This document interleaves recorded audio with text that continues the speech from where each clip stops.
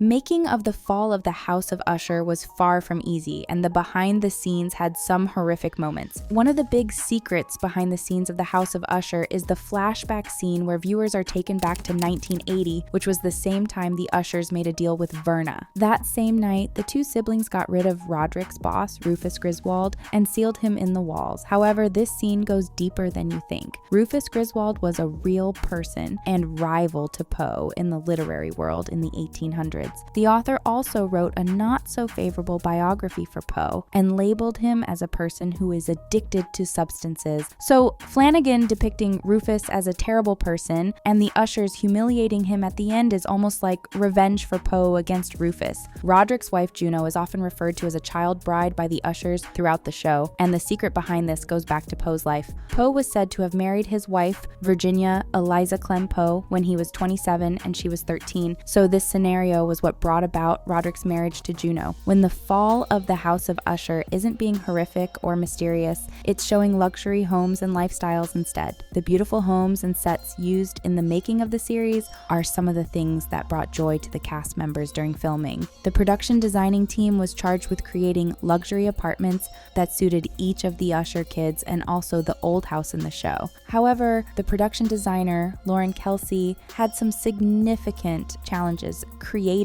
this on set, and she explains why, saying it was challenging to figure out where the differences would be. They're all wealthy, they all live in the same city, so what's different? Also, it's hard for viewers to figure out which city the show is based in, and it was just the same problem with the crew members behind the scenes. To overcome this, Lauren revealed that they had to come to an understanding where they all agreed to give the set a New York feel with a touch of Chicago. So that means the show is set in the US. However, none of the filming actually happened in the United States, as everything was shot in Canada. Another interesting thing that went on behind the scenes, and even in the show that many viewers didn't notice, is that colors were a huge part of the series. For Perry, from his car to his choice of outfits, his color is red, while it's silver for Camille and yellow for Leo. Also, it's orange for Victorine, green for Tamerlane, and blue for Frederick. The eldest Ushers are joined too, with Madeline's color being purple while Roderick's gold. The reason why these colors might not be very obvious to fans is because it was done in a rather subtle way, as it could be through window lighting or in the costumes. So even though their lifestyle colors were a big deal behind the scenes, they were done in a way that they didn't take over the characters.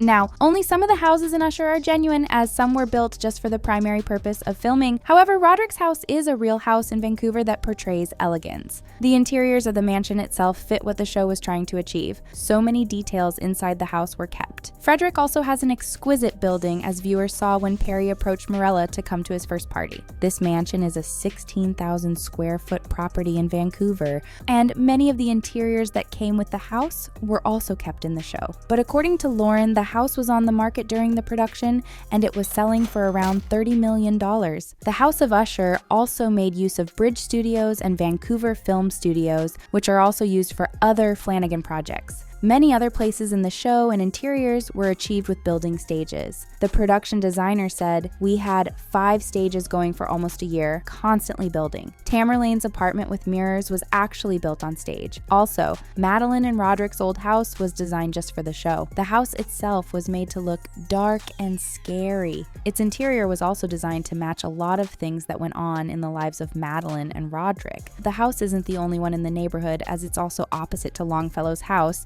and all of these were sets just designed to fit into the narration of the series. Lots of work went into this, as the show recruited street pavers who worked on the ground with asphalt to make the whole area a neighborhood, aside from the horror and luxurious mansions that make up a massive part of the House of Usher. The production also faced some complications behind the scenes. One of the main topics in the show is technology, as the characters went on about how to expand their company with innovations. However, in a flashback scene, a younger Roderick and Madeline discussed technology, and during their conversation, Madeline said, "Hell, an algorithm could write movies and TV shows." Roderick didn't look particularly okay with this, but Madeline reassured him that in the long run, human consciousness can be made with computers. And that's what Madeline tried to create when she used Lenore as a test for bots that copy the social interactions of a person. Interestingly, this particular scene hasn't been well received in Hollywood. The series, which was done before the WGA and SAG-AFTRA strike, strikes has raised concerns as it supports AI writing, which the unions have been protesting against in the industry. According to the protesters, it would be a very crazy thing if AI is allowed to create shows and TV, as it would affect their jobs, among many other things. So the reference didn't go down well with many filmmakers at all. James Cameron once spoke about the use of AI in writing shows when he said, "Let's wait 20 years. And if an AI wins an Oscar for Best Screenplay,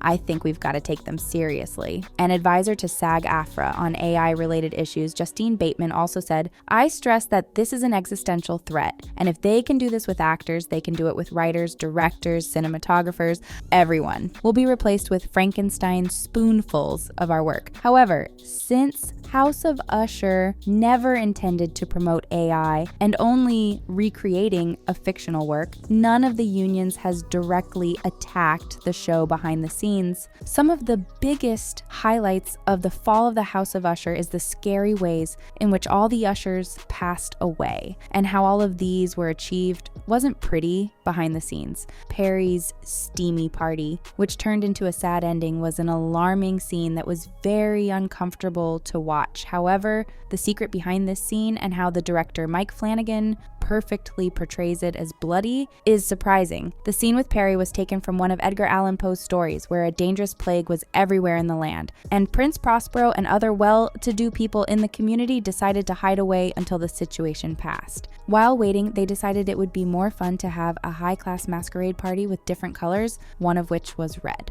One person later showed up at the party, and Prospero was so curious that he followed the person to the red room. But eventually that meeting turned out wrong for Prospero because he was gotten rid of immediately by the stranger. The guests tried to figure out more about the mysterious person and found out it was the plague they'd been hiding from, and they discovered they were all infected already. This story behind Perry's bloody scene is similar to what eventually happened in the show, but Flanagan decided to add his twist, which makes the scene both uncomfortable and more fun to watch. It was going well until the last minute. In this case, the director pushed the fact that Perry's indifference to his father's company and what was going on led to his misfortune. The special effects and makeup behind this scene were specially done to portray the burnt skin of the victims. Leo's scene with the black cat is depressing, but the real story behind it is even more shocking. The black cat that Leo used as a replacement caused more trouble than expected, which eventually led to his fall. However, the actual way it was in post-story is more crazy. Just like in the show, the behind-the-scenes story had Leo as a danger to the cat till he eventually got rid of it and replaced it, but in this case, it was his wife's cat. After replacing the cat, another trouble began, and as he was fighting the cat, he executed his wife and hid her body in the wall. However, the cat's noise in the wall later exposed his crime. But in the show, the director took a different approach to this, which led to Leo having a mental breakdown and